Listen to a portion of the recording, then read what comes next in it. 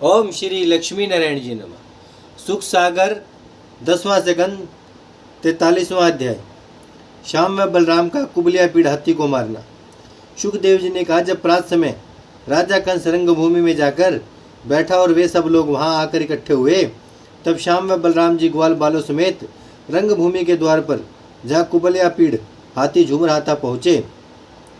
देखी मतंग द्वार मतवारो, गजपाल ही बलराम पुकारो, सुनो महावत बात हमारी, लेहू द्वार ते गज तुम तारी। तुमसे यह बात हम कहते हैं कि अपना हाथी हटाकर हमें राजा कंस के पास जाने दो, नहीं तो अभी हाथी समेत तुम्हें मार डालेंगे। तू श्याम सुंदर को बालक न जानकर तीनों लोगों का मालिक समझ दुष्टों को मारने और पृथ्वी का भार उतारने के वास्ते इन्होंने जन्म लिया है। यह वचन सुनते ही हाथीवान हंसकर बोला कि तुम गो चराने से त्रिभुवनपति नहीं हो गए, शूरवीरों की तरह बातें करते हो। मैं जानता हूँ कि तुमको दैत्यों के मारने और धनुष तोड़ने से अभिमान उत्पन्न हुआ है। जब तक इस गज से जो 10,000 हाथी का बल रखता है ना लड़ोगे, तब तक राज्यसभा में न जाने पाओगे। तुम ऐसे सुंदर होकर क्यों अपने प्राण देने के लिए यहाँ आए हो? किसी शूरवीर को ऐसी समर्थ नहीं है जो इस हाथी से लड़ सके। इन्हीं दिनों के लिए कंस ने हाथी पाल रखा था, आज इसके हाथ से तुम्हारे प्राण बचना कठिन है। यह बात सुनते केशव मूर्ति ने बालों का जूड़ा लपेटकर रेशमी उपरना कमर से बांध लिया। तभी को पी हलधर कहो, सुनो रे मूड कुजात, गज समेत पटको अभी, मुख संभाल कहू बात। यह सुनते ही जैसे ही गजपाल ने हाथी को अंकुश देकर बलराम की ओर झोंका, वैसे कुबलिया पीड़ बादल के समान गरजता हुआ उन पर दौड़ा। उसमें बलभद्र ने एक ऐसा मुक्का उस हाथी के मारा कि वह सूंड सिकोड़कर चिल्लाता हुआ पीछे को हट गया। ऐसा बल रेवती रमन का देखते ही बड़े बड़े शूरवीर जो वहां खड़े थे अपने मन में हार मानकर कहने लगे कि इन दोनों बालकों को कौन जीत सकेगा। गजपाल ने भी डरकर विचार किया कि यदि ये लड़के हाथी को नहीं मार जाएंगे तो राजा का मुझे जीता ना छोड़ेगा।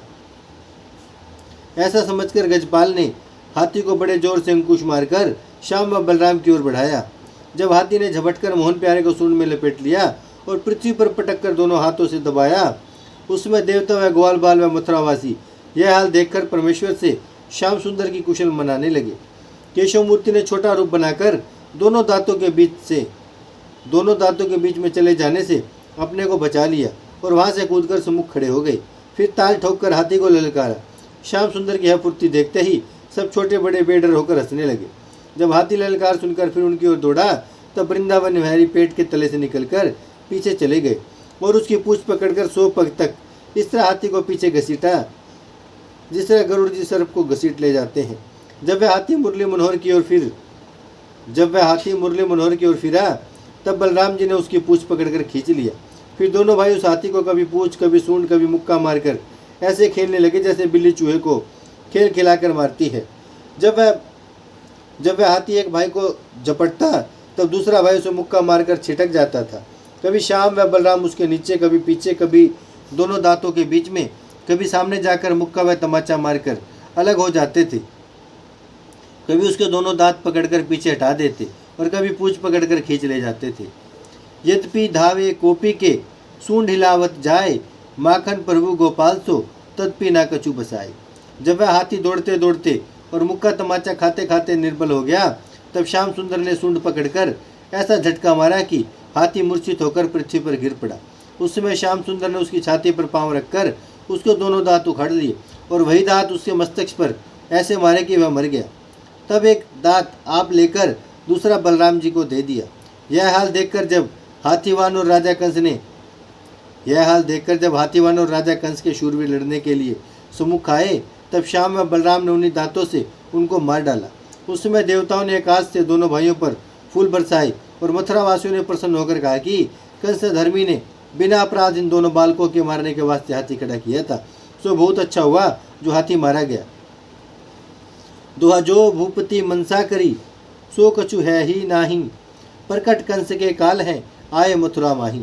उस समय हाथी के लहू का छींटा श्याम व बलराम के कपड़ों पर पड़ा हुआ कैसा सुंदर मालूम होता था, जैसे बरसात में वीर बहुटी पृथ्वी पर शोभा देती है। उनके मुखराविंद पर पसीना दिखलाई देता था, जिस तरह कमल के फूल पर ओस की बूंद रहती है।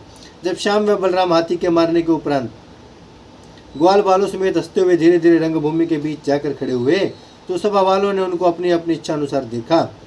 जाकी रही भावना जैसी, प्रभु मूर्ति देखी तिन वैसी।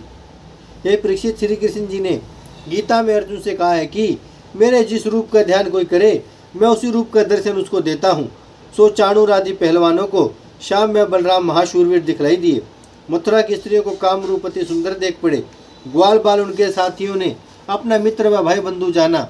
नंदादि ग्वालों ने अपना लड़का समझा। जो राजा कंस के मित्र वहां पर थे, वे लोग श्याम व बलराम को शत्रु रूप देखकर डर गए। राजा कंस उन्हें अपना काल जानकर भय से कांपने लगा। यदुवंशियों ने उनको अपनी रक्षा करने वाला समझा। योगी और ज्ञानियों को पूर्ण ब्रह्मा दिखलाई दिए। दूसरे लोगों ने केशव मूर्ति को देखकर जाना कि यह वही बालक है जिसने छोटी अवस्था में पुत्रा राक्षसी को मारा। यमला अर्जुन को जड़ से उखाड़ डाला और गोवर्धन पहाड़ अपनी उंगली पर उठाकर राजा इंद्र का अभिमान तोड़ा। अगासुर, धेनुक, प्रलंब, केशी आदि दैत्यों को मारकर काली नाग को यमुना से निकाल दिया। गोकुल व वृंदावन में ऐसे ऐसे कठिन काम किए जिसका हाल सुनकर आश्चर्य मालूम होता है। आज कुबलिया पीढ़ हाथी को लड़कों के खेल के समान मार डाला। कुछ लोग उनको बालक देखकर सोच करके कहते थे कि कंस बड़ा निर्दयी और बड़ा धर्मी है, जो छोटे छोटे कोमल बदन बालकों को बरजोरी पहलवानों से कुश्ती लड़ाकर उनके प्राण लेना चाहता है। यहाँ से उठ चलो, यह धर्म ना देखना चाहिए। दोहा रीति अनीति निहारी के कहे परस्पर लोग, अब यह ठोर अधर्म को नहीं बैठने योग। जब ऐसा विचार कर बाजे उनमें से उठ गए और बाजे अपना अंचल फैला फैलाकर परमेश्वर से जो वरदान मांगने लगे कि जिस तरह श्याम सुंदर ने महादेव का धनुष तोड़कर हाथी को मारा है, उसी तरह ये पहलवान भी इनके हाथ से मारे जावे। इतनी कथा सुनाकर सुखदेव जी ने कहा, राजन, जिसमें मोहन प्यारे उस अखाड़े में जाकर खड़े हुए, उसमें चाणूर और मुष्टिक आदि पहलवानों ने अनेक रंग की जांघियां पहने हुए चारों ओर से आकर उन्हें घेर लिया। चाणूर पहलवान ने निकट जाकर वैकुंठनाथ से कहा कि आज मेरे राजा का चित्त उदास है। मन बहलाने के वास्ते मुझे तुम्हारे साथ कुश्ती लड़ाकर देखना चाहते हैं, इसी वास्ते तुम्हें यहाँ बुलाया है। नौकरों को अपने मालिक की आज्ञा माननी चाहिए। सो आओ और हम और तुम कुश्ती लड़कर राजा को प्रसन्न करें। दोहा रीति अधर्म अरुनीति सब जानत मन माही, स्वामी काजते जगत में और कछु उत्तम नाही। हमने सुना है कि तुम कुश्ती लड़ना अच्छा जानते हो, वन में ग्वाल बालों के साथ लड़ा करते थे। सो आज मैं तुम्हारे बल की परीक्षा लेना चाहता हूँ। किसी बात का डर अपने मन में मत रखो। यह सुनकर श्याम सुंदर ने कहा कि ये चाणूर, हम ऐसे प्रतापी राजाओं को क्या प्रसन्न करेंगे, पर तो अपने स्वामी की आज्ञा पालन करना चाहता है तो मैं तेरे साथ लड़ूंगा। यद्यपि तू बल को अधिकारा, मैं अहीर बालक सुकुमारा, तदपि एक बार मैं लड़ी हो, युद्ध विषय तो सो नहीं टरी हो। तुम्हारे राजा ने बड़ी दया करके मुझे बुलाया है, पर न्याय सब किसी को करना चाहिए। तुम्हारा राजा धर्मी और बेदर्द है, तुम उससे अधिक निर्दय मालूम होते हो, क्योंकि मुझ बालक से तुमको कुश्ती लड़ाना जो तरुण व बलवान शोभा नहीं देता। वैर, प्रीति, विवाह और कुश्ती बराबर वाले से करना चाहिए, पर राजा कंस से हमारा कुछ वश नहीं चलता, इसलिए तुमसे लड़ेंगे। पर हमको बचाकर कुश्ती लड़ना, जोर से पटक कर मेरे हाथ पर मत तोड़ डालना, जिसमें हमारा व तुम्हारा धर्म बना रहे और राजा कंस भी प्रसन्न हो। यह बात सुनकर चाणू बोला कि देखने में तुम बालक दिखलाई देते हो, परंतु तुम्हारी कीर्ति व काम सुनकर और कुबला पीढ़ हाथी को मारना देखकर तुम कोई अवतार मालूम होते हो, इसलिए मुझे तुम्हारे साथ कुश्ती लड़ना उचित नहीं है। पर क्या करूँ, अपने स्वामी की आज्ञा न मानूं तो मेरा धर्म जाता है। फिर चाणूर कहो हरिशाई, तुम्हारी गति जानी नहीं जाई। तुम बालक मानुष नहीं दो, कीने कपट रूप सुर कोई। खेलत धनुष खंड दो करे, मार्यो तुरत कुबल्या तरे। तुमसे लड़े हानि नहीं होए, ये बातें जाने सब कोई। ओम श्री लक्ष्मी नारायण जी नमः। भजमन नारायण नारायण नारायण, श्रीमन नारायण नारायण नारायण, लक्ष्मी नारायण नारायण नारायण, सत्य नारायण नारायण नारायण। भजमन नारायण श्रीमन नारायण, लक्ष्मी नारायण सत्य नारायण। भजमन नारायण नारायण नारायण। भागवत महापुराण की जय, लक्ष्मी नारायण भगवान की जय, गौ माता की जय, गंगा मैया की जय, धरती माता की जय, शिव परिवार की जय। हर हर महादेव, हर हर